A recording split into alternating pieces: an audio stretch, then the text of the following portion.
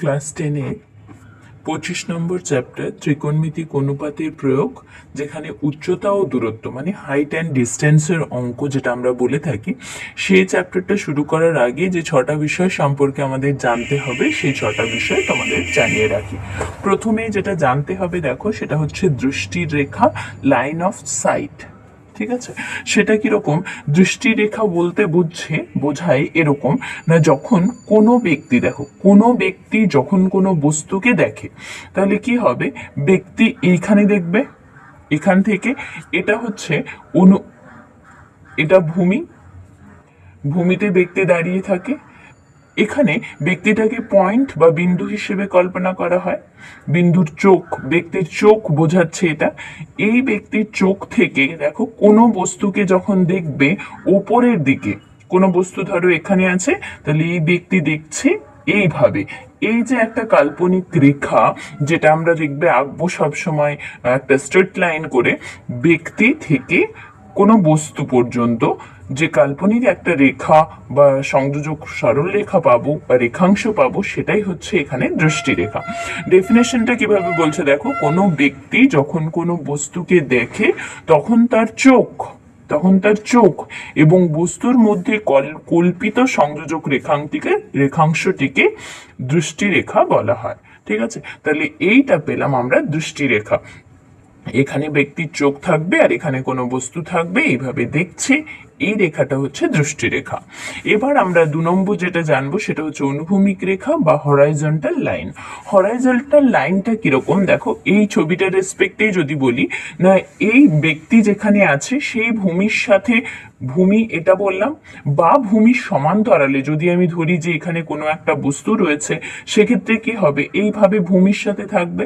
তো ভূমির সমান্তরালে যে রেখাটা পাবো সেইটা হচ্ছে, এগুলো হচ্ছে কি অনুভূমিক রেখা। ডেফিনেশনটা দেখো কি বলেছে, ভূমিতলে অবস্থিত কিংবা ভূমিতলে সমান্তরালে অবস্থিত যে কোনো রেখাকে অনুভূমিক রেখা বলা হয়। তাহলে এইভাবে অনুভূমিক রেখাগুলো আমরা সবসময় পাবো। নেক্সট যেটা দেখো, উলম্ব রেখা বা ভার্টিক্যাল লাইন। এটা তোমরা যেরকম অনুভূমিক রেখাটা পেয়েছো, উলম্ব রেখাটাও লম্বভাবে থাকবে। কিভাবে না, এই অনুভূমিক রেখার ওপরে যদি আমি একটা লম্ব টানি, এইভাবে লম্ব টানি, তাহলে কি হবে, এই যে রেখাটা পাবো এটা হচ্ছে উলম্ব রেখা। ডেফিনেশন কিভাবে বলবো না, অনুভূমিক রেখার ওপর কোনো বিন্দুতে লম্বভাবে অবস্থিত রেখাটিকে দেখো, অনুভূমিক রেখার ওপর মানে এটা যদি অনুভূমিক রেখা বলি, এটাও বলতে পারো যে কোনো একটা অনুভূমিক রেখার কোনো একটা বিন্দুতে যদি লম্ব টানি, সেটা হবে উলম্ব রেখা। তাহলে দৃষ্টি রেখা পেলাম, অনুভূমিক রেখা পেলাম, উলম্ব রেখা পেলাম। এবার যে দুটো টার্ম তোমরা এখানে বারবার পাবে সেটা হচ্ছে উন্নতি কোণ আর অবনতি কোণ। ঠিক আছে, উন্নতি কোণটা সেটা কিরকম না, কোনো ব্যক্তি যখন কোনো বস্তুকে নিচ থেকে উপরের দিকে দেখে, খেয়াল করো, কোনো বস্তুকে যখন নিচ থেকে উপরের দিকে দেখে তখন কিরকম হবে, সেটা হচ্ছে এরকম। এখানে কোনো একটা ব্যক্তির চোখ রয়েছে, এই নিচ থেকে যদি উপরের দিকে কোনো বস্তু রয়েছে সেখানে দেখে, তাহলে দৃষ্টির রেখাটা কিরকম হবে, এই চোখ এখান থেকে এই বস্তুটাকে দেখছে, তাহলে দৃষ্টির রেখাটা এইভাবে যাচ্ছে। ঠিক আছে, এটা দৃষ্টি রেখা। এবার এই ব্যক্তিটা এখানে রয়েছে, এই অনুভূমিক রেখা হচ্ছে এটা। তাহলে এই দৃষ্টির রেখা এবং অনুভূমিক রেখা যে কোণটা তৈরি করেছে এটা হচ্ছে উন্নতি কোণ। ডেফিনেশন দেখো, কোনো ব্যক্তি যখন কোনো বস্তুকে নিচ থেকে উপরের দিকে দেখে, তাহলে এখান থেকে দেখছে, নিচ থেকে দেখছে উপরের দিকে, তখন দৃষ্টিরেখাটি অনুভূমিক রেখার সঙ্গে যে কোণ উৎপন্ন করে তাকে বলা হচ্ছে উন্নতি কোণ। ঠিক উল্টোটা কিরকম, এখানে নিচ থেকে উপরের দিকে দেখছিল, ওটাতে উপর থেকে নিচ দিকে দেখবে। তাহলে কোনো একটা বস্তুকে উপর থেকে যদি নিচের দিকে দেখে, এইভাবে ধরো কোনো একটা ব্যক্তি 3তলা বাড়ির ছাদের উপর রয়েছে, তো এখান থেকে নিচে অবস্থিত কোনো একটা জিনিসকে দেখছে, সেক্ষেত্রে দৃষ্টির রেখাটা কিভাবে আসছে, এইভাবে, এইদিকে, এদিক থেকে এদিকে। তখন কি হচ্ছে, এই দৃষ্টির রেখাটা এই অনুভূমিক রেখার সঙ্গে না করে এই অনুভূমিক রেখার সঙ্গে একটা কোণ করবে, এটা ব্যক্তি তো এখানে, তাহলে এই অনুভূমিক রেখার সঙ্গে যে কোণটা করছে সেটা হচ্ছে অবনতি কোণ। বোঝা গেল? ডেফিনেশন দেখো, কোনো ব্যক্তি যখন কোনো বস্তুকে উপর থেকে নিচের দিকে দেখে, তাহলে কোনো বস্তুকে উপর থেকে নিচের দিকে দেখছে, তখন দৃষ্টির রেখাটি উপরে অনুভূমিক রেখার সঙ্গে, মানে এটাও একটা অনুভূমিক রেখা, কিন্তু এর সঙ্গে কোনটা না দেখিয়ে এই উপরে যে অনুভূমিক রেখাটা আছে তার সঙ্গে যে কোণটা হচ্ছে সেটা হচ্ছে অবনতি কোণ। ঠিক আছে, লাস্ট যেটা 6 নম্বর, সেটা বলেছিলাম কি উন্নতি কোণ ও অবনতি কোণের মধ্যে সম্পর্ক। দেখো, এখানে আমরা ছবিটা যদি এইভাবে বলি যে এখানে একটা বস্তু রয়েছে, এখানে ব্যক্তির চোখ রয়েছে, তাহলে ব্যক্তিটা দেখো ওপি হচ্ছে অনুভূমিক রেখা, পিএমও হচ্ছে অনুভূমিক রেখা, এখানে এই চোখ দিয়ে এই বস্তুকে দেখছে, মানে এইভাবে দৃষ্টির রেখাটা রয়েছে। দৃষ্টির রেখাটা যখন এইভাবে থাকে তাহলে এখানে হয়েছে অবনতি কোণ, পি বিন্দুতে এই অনুভূমিক রেখার সঙ্গে এবং দৃষ্টি রেখার সাথে অনুভূমিক কোণ অবনতি কোণ তৈরি হয়েছে, যেহেতু বস্তুকে দেখছে নিচের দিকে, উপর থেকে নিচের দিকে দেখছে। এবার লক্ষ্য করো, এই কোণটার সাথে যেহেতু পিএম আর ও এ সমান্তরাল এবং ওপিটা হচ্ছে ছেদক, সুতরাং এই কোণ আর এই কোণ সমান, কারণ এরা একান্তর কোণ। তাহলে এই কোণের সাথে এই কোণ যেহেতু সমান হয়ে যাচ্ছে, তাহলে উন্নতি কোণ আর অবনতির কোণের মধ্যে সম্পর্ক পাচ্ছ, এটা অবনতি কোণ। আর এটাই যদি চোখ আর বস্তু জাস্ট পজিশনটা উল্টো হতো, তখন এটাই উন্নতি কোণ হতো। তাহলে উন্নতি কোণ আর অবনতি কোণের মধ্যে সম্পর্ক বুঝতে পারছো।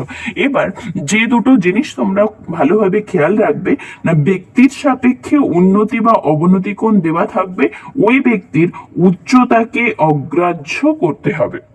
ঠিক আছে, যদি কোনো ব্যক্তির সাপেক্ষে উন্নতি কোণ বা অবনতি কোণ দেওয়া থাকে, তাহলে ব্যক্তির উচ্চতাটাকে অগ্রাহ্য করতে হবে, কারণ আমরা একটা বিন্দু হিসেবে ধরবো। যখন আমি তোমাদের দৃষ্টিরেখা বোঝালাম তখন দেখলে নিশ্চয় যে ব্যক্তিটাকে আমরা বিন্দু হিসেবে ধরলাম। এখানেও দেখো, এখানে এই চোখ বলেছি, এখানে অ্যাকচুয়ালি ব্যক্তি তো দাঁড়িয়ে থাকবে, না হলে চোখটা আমরা পাবো কি করে? শুধু চোখ তো পাওয়া যায় না। সুতরাং এই চোখটাকে আমরা কি বলছি, না একটা বিন্দু বলছি। তাহলে উচ্চতাটাকে অগ্রাহ্য করা হচ্ছে। এবার লক্ষ্য করো, এখানে কি বলছে, গাছ, স্তম্ভ, বাড়ি, লাইট পোস্ট, এরকম যত দেখবে তোমাদের দেওয়া থাকবে অঙ্কতে, যখন অঙ্ক করবে, মানে কোষে দেখি 25 শুরু করবে, তখন দেখবে এরকম গাছ, স্তম্ভ, বাড়ি, লাইট পোস্ট, এই সবগুলো দিয়ে আমাদের অঙ্ক থাকবে। এরা কি হয়, সবসময় যে এইভাবেই থাকবে, একটা গাছ সবসময় যে ভূমির সাথে লম্বভাবেই থাকবে এরকম নাও হতে পারে, গাছ মাঝে মাঝে এরকম ভাবেও থাকতে পারে, এভাবেও থাকতে পারে। কিন্তু এখানে অঙ্কগুলো যখন করা হবে তখন ধরেই নেওয়া হবে গাছ বা স্তম্ভ বা বাড়ি বা লাইট পোস্ট সবসময় কি হবে, না ভূমির সাথে 90 ডিগ্রি কোণ করে থাকবে। এটা ধরে নেওয়া হয় যে ভূমিতলের ওপর লম্বভাবে আছে, ধরে নিতে হবে। ঠিক আছে, এবার এখানে এই কোষে দেখি 25 এর অঙ্কগুলো করার জন্য 3টে স্টেপস আমরা ফলো করব। প্রথম স্টেপ 1-এ আমরা কি করব, ছবিটা খুব সুন্দরভাবে বুঝে বুঝে এঁকে নেব, একটু পড়ে একটু এঁকে নেব, এইভাবে ছবিটা আগে আঁকতে হবে। দেন স্টেপ 2-তে কি করব, না ছবির বর্ণনা দিতে হবে।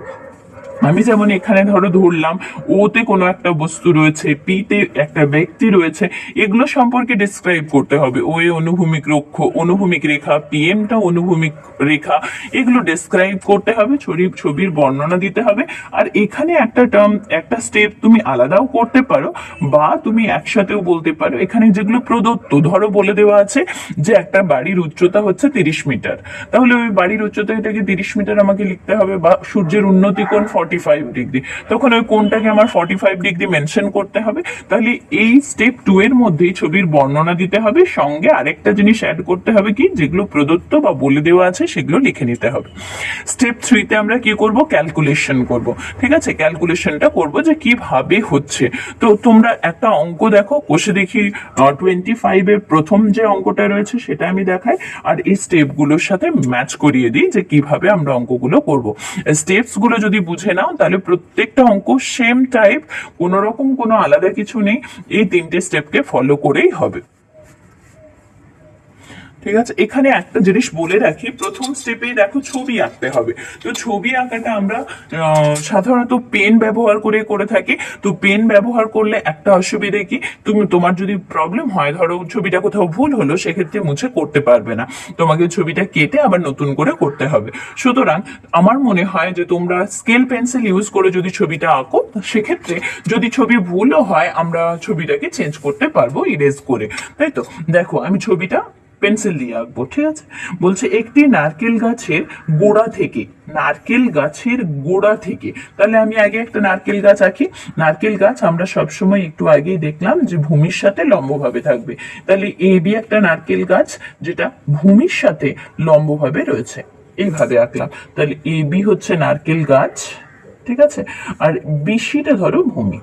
আচ্ছা, এবার বলছে গোড়া থেকে অনুভূমিক তলে 20 মিটার দূরের একটি বিন্দুর সাপেক্ষে, আমি ধরে নিচ্ছি কি বিসি তাহলে হচ্ছে 20 মিটার, কারণ গোড়া থেকে 20 মিটার দূরে একটা বিন্দুর সাপেক্ষে গাছটির অগ্রভাগের উন্নতি কোণ, লক্ষ্য করো গাছটির অগ্রভাগের উন্নতি কোণ, তাহলে কি হচ্ছে এখান থেকে দেখছে গাছটির অগ্রভাগ মানে এটা, তাহলে এখান থেকে সি বিন্দু থেকে আমি এ বিন্দুকে যোগ করে নেব।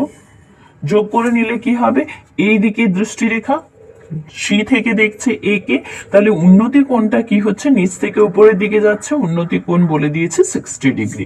তাহলে গাছটির উচ্চতা আমাকে নির্ণয় করতে হবে, মানে এই এ বির দৈর্ঘ্যটা আমাকে নির্ণয় করতে হবে। খুবই সহজ প্রশ্ন। ছবিটা আমি প্রথমেই ভালোভাবে এঁকে নিলাম।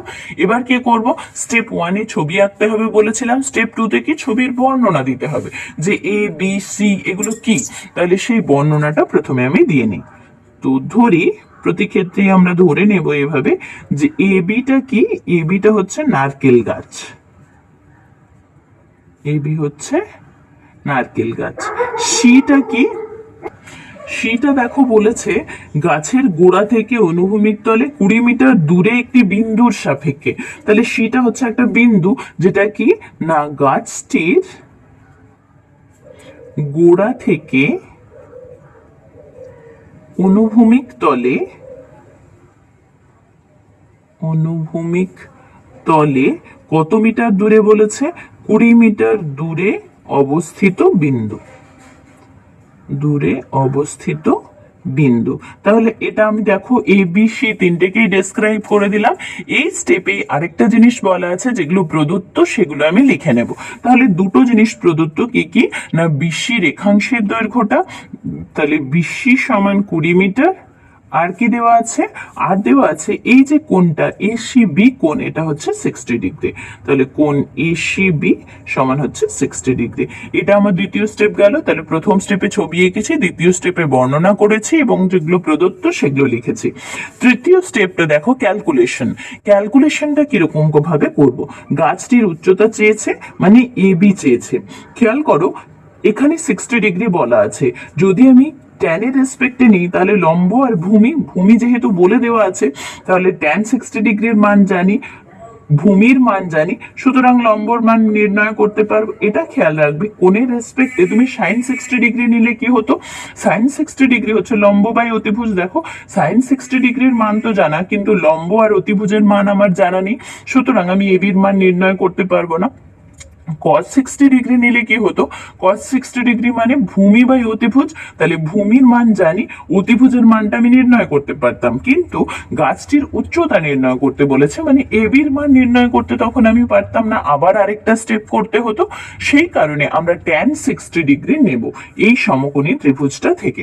ঠিক আছে, তো যারা বুঝতে পারোনি তারা এই কেন tan 60 ডিগ্রিটা নেব এটা আরেকবার শুনে নিয়ে তাহলে বুঝতে সুবিধে হবে। ঠিক আছে, তাহলে কোন সমকোণী ত্রিভুজটা নিচ্ছি, সমকোণী ত্রিভুজ এবিসি থেকে পাই।